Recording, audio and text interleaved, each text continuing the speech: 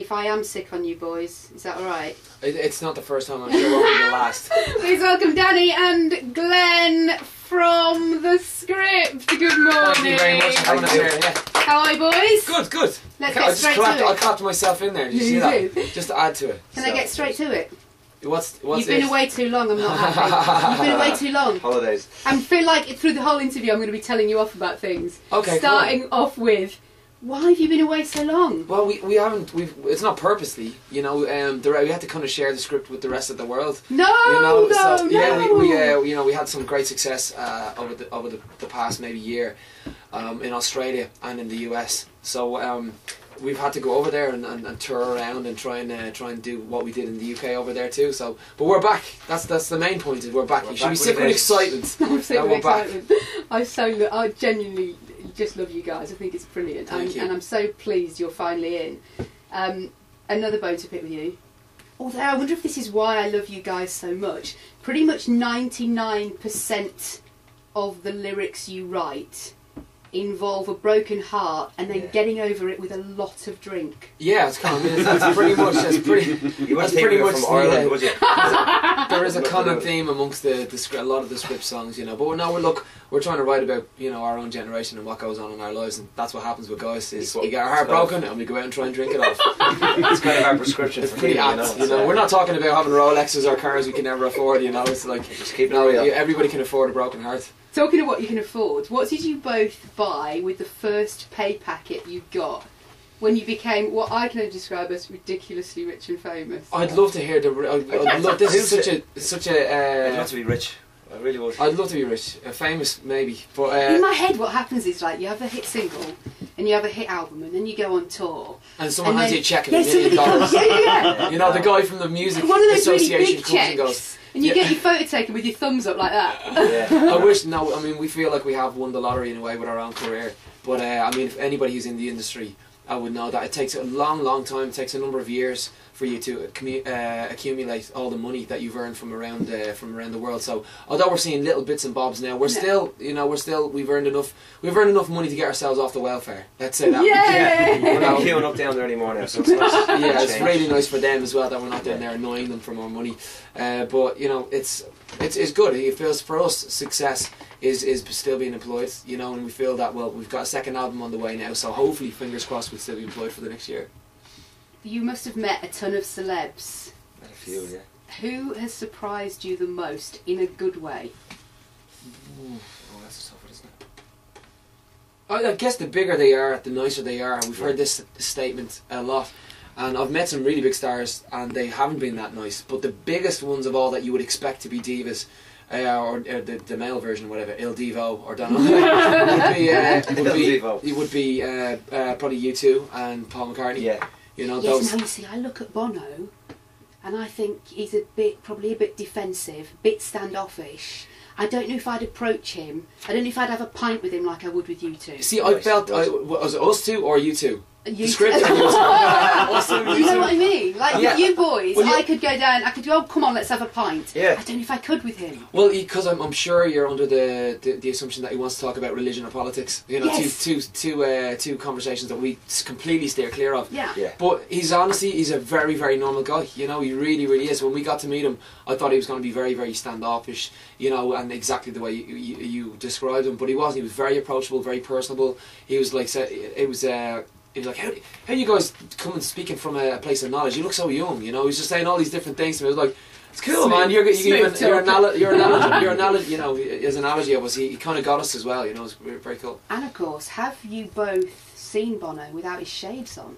I mean, yeah, this could be exclusive. Yeah. Danny will have. I haven't. Yeah. Does he have eyes? Does Bono? This is exclusive. Bono has no eyes. Did you turn to stone? In his name and on his head. Now, he's, for a guy with no eyes, he certainly sees a lot. He sees a lot more than we do, you know. But he does. Yeah, I've seen him loads of times with shades off. We are in the middle of school holidays at the moment. Do you remember your school holidays and what you used to get up to? Loved it. Of course, yeah. Yeah, God, look at the glint in their eye. Yeah. Clearly got half we can say on air, half we can't. Okay, sure. give me 1.5 then. What do you used to get up to? We used to do, there's a boarding school right next to Ballantyre, which is where I grew up in Dublin, and the boarding school, and it was a girls' boarding school, So what we used to do during the summer, honestly, all we used to do during the summer was Stop now, shut it no, down. we used to scale the wall. We used to get onto the grounds, and in the grounds there was two. It was a Volkswagen Golf, and it was a Hi-Ace van, and they were both the security guards. So we actually used to try and approach the buildings just for fun. We were just trying to approach the buildings, and always, literally, you get to the goal, literally where the goal line was on the pitch, and bang, you see the Volkswagen Golf coming screaming over the top of the hill. I was like, run, run! It was a real kind of The thrill of the chase. yeah, what was that film? Stand By Me. You know those four guys Yeah. like that, hopping over the walls, getting chases from dogs and stuff. That was kind of our We used to do the childhood. same thing in swimming in a reservoir. There was a guard up there, and we used to go up there and try and swim, and then see if we could get in, have a swim, and get out before he came over and caught us. We later found out it was actually the local refuge place, and it was actually sewage. That was swimming in. Explains why he's a drummer. He's got This 8 is what it names. is. This is what it is. What's the oddest thing that you've seen your faces on? My face on a grain of rice. No. Yeah, face on a grain of rice. What else? On a cake. Oh That yeah, I was quite saw weird. actually it was a fan's birthday, and it was on her 16th birthday cake. It looked really cool, but it was really weird to see it on a birthday cake. It was like they took a photograph of the three of us. Is it not weird sticking your knife into your own face? Yeah, I think so. I think so. Yeah, and then normal. eating the cake afterwards. Yeah, it's a bit weird. You get your cake and eat it, and it's you. What's the oddest rumour, boys, you've heard about yourselves? Oh, this is a great rumour Oh, actually. the That rumour Cameron now, Diaz yeah. slipped me her phone number Oh, instead of the OMG. other way around. Yeah. Did you? Oh, I didn't perpetuate that Did rumour. she? No. We met her for like 20 seconds. It was a quick hello, a photograph. Right, and then who's suddenly- texted who? Spill. No, I haven't texted anyone. He did. The The thing was, it was the first rumour that I hadn't spread about myself. Yeah, it's the first time he was quiet actually. Then it just all blew up around him. What's the best thing a fan's ever sent you? It would have been I got handed a card backstage at a gig in Shepherd's Bush Empire, and in the card it was a night for two in the Dorchester Hotel for my birthday. Yeah. So me and Glenn spent the What? night there. So me and Dan had a Thank great you. night. Oh, I think she meant something different. But, we took full advantage of the lever.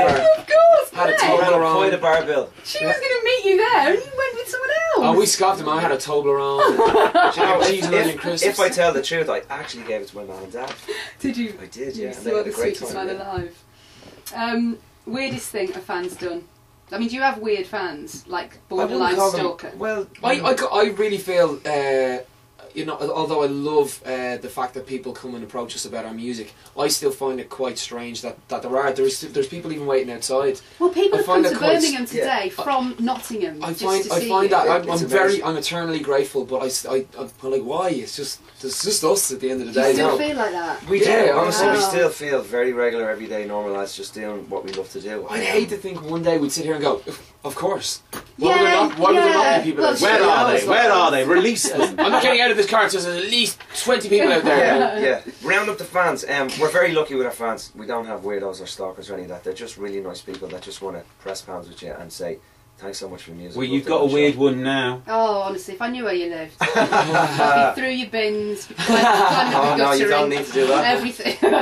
Listen, guys, it's so lovely to have you back. Your new album's out 13th of September, Uh-huh. Science and Faith. Yes, Is the rumour true about... Cameron Diaz, give me your phone number. Yeah. Yes.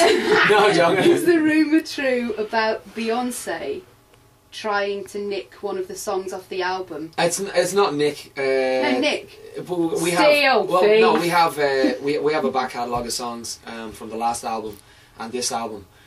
So I believe we have publishing companies as well, which are kind of selling the songs that we don't use for ours.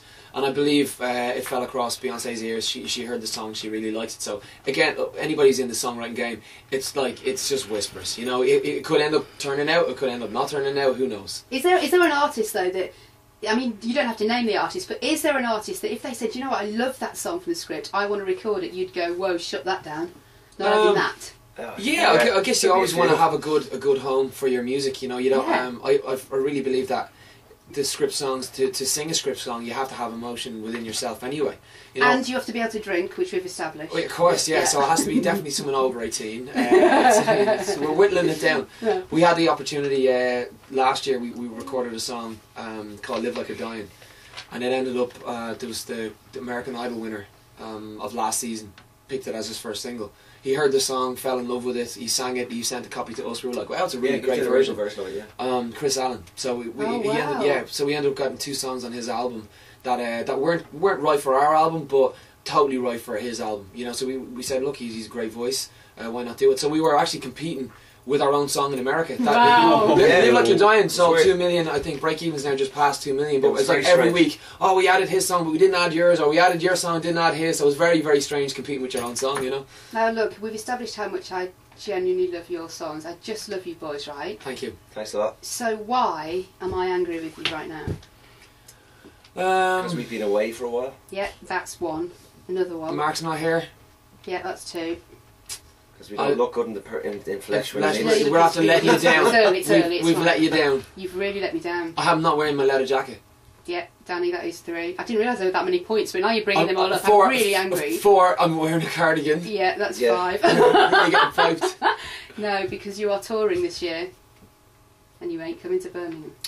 Not yet. Right, Yeah. Danny, what the hell's going on? Not yet. That's What's it. going on, Danny? Right, okay, I'll tell you what's going on. What's going on is we need to do a couple of short gigs in between the Australian tour we have planned and American tour. Sack off Australia. I know, I was like, what would they care? Down under anyway. But no, we're trying to recharge our fans here. We were only having a certain amount of dates. It was either do But only. I feel like you're teasing me and then you're running off with an Oh, Aussie. come on, you love a good tease. Yeah. You love a good nice tease. You love it. It makes it all better in the end. Oh, that's true. You are, but you I think Leicester's the closest one. That's it. We ain't make going trips to Leicester for no. no- No. Listen, guys, good luck. The single, which we adore, I generally have a breakdown on air every time we play it, which is not great for the show, but it's such a good song. Album's out September 13th, single September the 6th. Boys, good luck with it. Thank you so Thank much. you very much.